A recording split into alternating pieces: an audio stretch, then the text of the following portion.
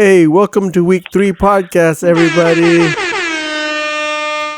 I'm Sam, and again, I'm with Rob, the commissioner, and today we have a guest, Michael. How's it going, sir? Hey, how's it going, guys? Good, good. And Rob, how are you doing, sir? Happy belated birthday. Thank you, guys. Thank you, everybody. I am doing fantastic, and I am happy to have Michael to handle that. My dog's throwing a tantrum in the backyard here real quick, so I'm a little distracted, but I'm ready to go, Sam. All right. Let's go ahead and get started, Rob, with your rundown. The rapid fire round? Yes. All right. Degenerate Bastards, 3-0. Can he be beaten? We don't know. All right. I didn't actually mean to rhyme there either. Josh Allen's on a tear, just rolling right on through Denver Broncos D, which I'm loving that Denver Broncos D too, especially with that lame-ass schedule they gave him to start the season, which puts them in first place, much like Degenerate Bastards running off that. New Denver coming in, 102. Not going to get an awful lot of wins with 102, so we'll skip on by. Moving on down to the next game, 3-0 Savs keeps on rolling. Now, this game was much closer here. We're coming in at 175, 172. Mike Williams, pick him up, don't start him. I don't know. That could be both. That could be something later in the show. Pretty rough there, especially with Marquise Brown no showing as usual. Running on the Savs, a bad day for Mahomes. Really was kind of a poor day for Mahomes in all reality too. But Matt Stafford coming through at 48, and he's looking very strong coming in there. So 3-0 rolling. Strangely, Elo Silverde, who is ready to drop out of making pickups this year, is, if you look at those standings, is oddly at first place in one of the worst divisions we've ever had in fantasy football. So pulling up the rear and the front is Elo Silverde with an easy win. Not really, but got some good stuff out of Dak Prescott in garbage time. And basically that whole game was garbage time, if I'm not mistaken. The Eagles suck. So there you go. Nice game out of there. Russell Wilson doing his no-show early in the season as opposed to late. Ninja Assassins, you got to win, Sam. Oh, yes. My God, break up the Ninja Assassins there. Man, we better just stop right now and give you the team of the week. High Rollers, very top-loaded this week. Kirk Cousins, Lamar Jackson, Chris Carson. This is an odd win, Sam. It almost looks like he outplayed you, but he didn't. Zeke showed up. That was nice. Rolling down here, Heart Foundation. Michael, we may have to have you do something on a Heart Foundation later because this team hurts me. Straight LA Kings, this was a gimme win, and he went ahead and gimme. Kelly Bulldogs, not making 100. Back of the bat, barely making 100. Good enough for the win. Rolling down. Gangrene and Super Flukies blow it up this week, 177. This is like a record for Gangrene, and 2 in a row. I didn't even think it was possible anymore. Super Flukies, hell of a good team. Just, good old high score in 177, 162 battle. Even with Mike Williams coming out there tearing it up, I will have to say that kind of curious as to where Jonathan Taylor is these days, though. So Aaron Rodgers, he's playing it out the last dance here. And finally, Pete Muppets. Hey, I believe that's 155 2 weeks in a row. I might be wrong on that. But either way, last week he got it on a tiebreaker by like 6 yards. This week he wins by 1 point over arch rival Wolfpack. I don't know how much longer you can run Jameis Winston out there and expect to be competitive, but he did it and still only lost by a point. And that is it, man. I'm happy to turn it over to Michael at this point. Hey, all right. I want to go ahead and thank you guys for having me on, and I'm going to go ahead and lace out the weekly awards. I got a best and a worst manager. We're going to go ahead and start with the worst one. Cody, Heart Foundation, 69% of available points this week. Too many points on the bench, had a big defensive day. Anyways, on to the best manager. Yours truly, myself, 98%. Thank you very much. All right, let's go ahead and go to a couple of studs and duds. We'll start at the quarterback position. Josh Allen, 54. Herbert, 44. Matt Stafford, 49. Big days. The duds. Studs. Yeah, big time studs. Now, how about some duds? Big Ben, 12 points. Now I'm going to go ahead and ask the question, why is he even rostered? Why? Why did they re-sign him? They got Dwayne Haskins. That's why he's rostered. Oh, are you talking in fantasy football? I have no idea, dude. There's like 15 available quarterbacks, man. Including Dwayne Haskins. Go ahead, man. A couple more. We're going to go ahead and call Russ one at 17 points, and then you got the other big 2 quarterbacks at 19 with Kyler and Lamar underwhelming days. let's go ahead and head over to the running back position. We only had one real stud this week, and that'd be Zeke with 31 points. Gibson would be the next up at 25 because, unfortunately, Kareem Hunt, who had 27 points, was benched on both sides. Ooh. So let's go ahead and go on to the duds. You had Jonathan Taylor, 6 points. David Montgomery, 5 points. Miles Sanders, 4 points. And the weirdest start of the week to me, Damian Harris, 1 point. Let's go ahead and go to – Who did Damian Harris start for there? Well, I could actually lead right into one of my Sid Dasters real quick. You got go for it. You got Damian Harris being rolled out over Madison, who was picked up in the morning, and Antonio Gibson. So, and that was against the New Orleans Rusty. So, very interesting call there by Tay. I believe he did clarify that he, Tay's working like he's a nurse and during COVID times. So he's worked, I think, 1,000 days straight, and he slept through it, which is so un-Tay like. Okay. Well, thank you for your service, Tay. And thank you for your non-start, Tay, but you still got to keep winning.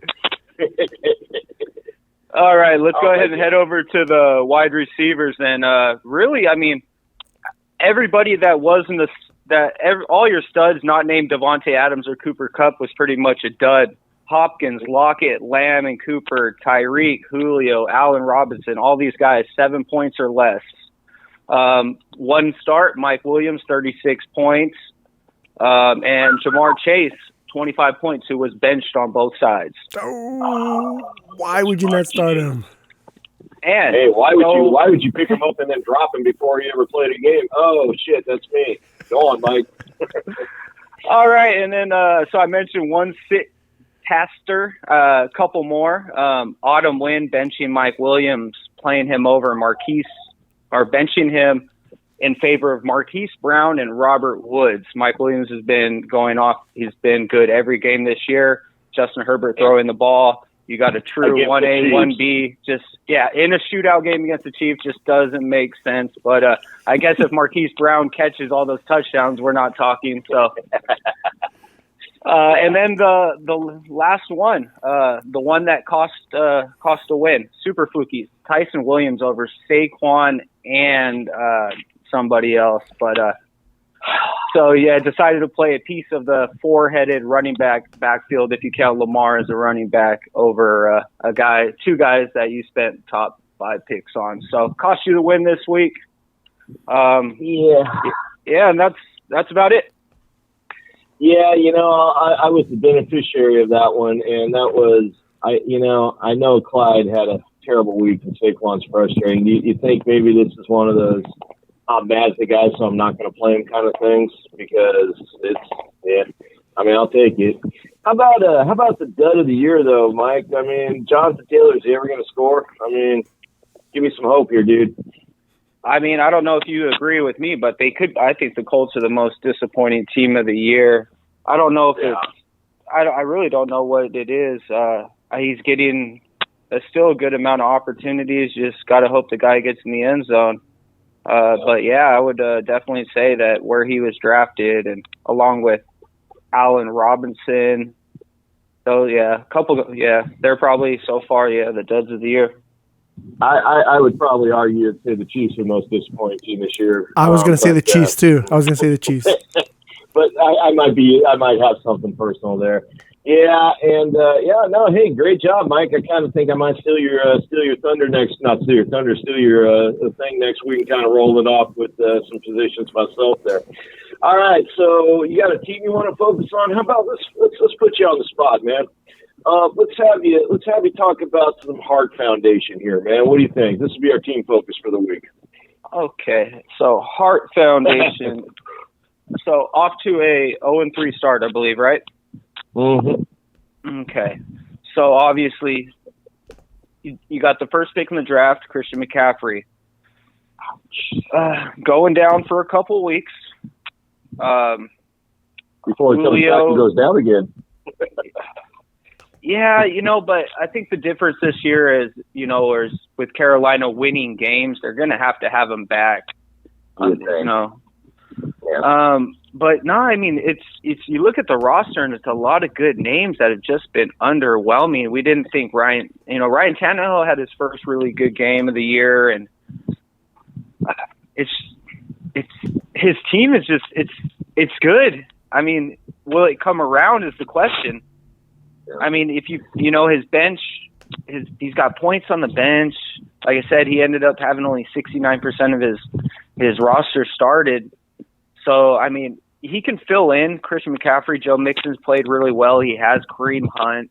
So let's see what he's going to do at quarterback. If he's going to stick with the two, if he's going to start streaming out one of them. You know, with the extra game this year too, I don't think that the 0-3 start is as bad as it once was. If he can grab a win this next week, go 1-3, hopefully hang on until McCaffrey gets back, and I think he can turn the corner. Justin Jefferson, CeeDee Lamb, McCaffrey, Mixon, Harris, Debo, Kareem, and these are all guys that can have big days. Well, one thing real quick, just to correct John, the league may have an extra game, but we've only got 14 still, so an 0-3 start still sucks ass. We're not. We're going to go 14 like our normal schedule because that keeps everything even, and then we go 15, 16, 17, and no football in 18. So it actually that works. Week actually helps us. Yeah, it keeps everything even. You know, what I'd say, my only take on it is that number 2 slot's a bitch slot because you're coming back, and when you're getting nothing out of Christian McCaffrey, you're hurting. You know, it is interesting. He's got good depth at running back. I don't disagree. I mean, you're praying for the injury to Nick Chubb, I think, at some point. Joe Mixon, you know, you're going to have to start running him out there, even though he's only worth 9. And Najee Harris, I mean, you know what was interesting about that is, you know, Pittsburgh's going to be playing from behind, but I mean, didn't they target him like 17 times in that game? 19, my bad. I undercut it with 17. He has 14 receptions for 19 yards. I mean, no Deontay Johnson, and with Juju going out in that first quarter. And, I mean, he's just catching everything short. When I saw those numbers, I was blown away. That's crazy.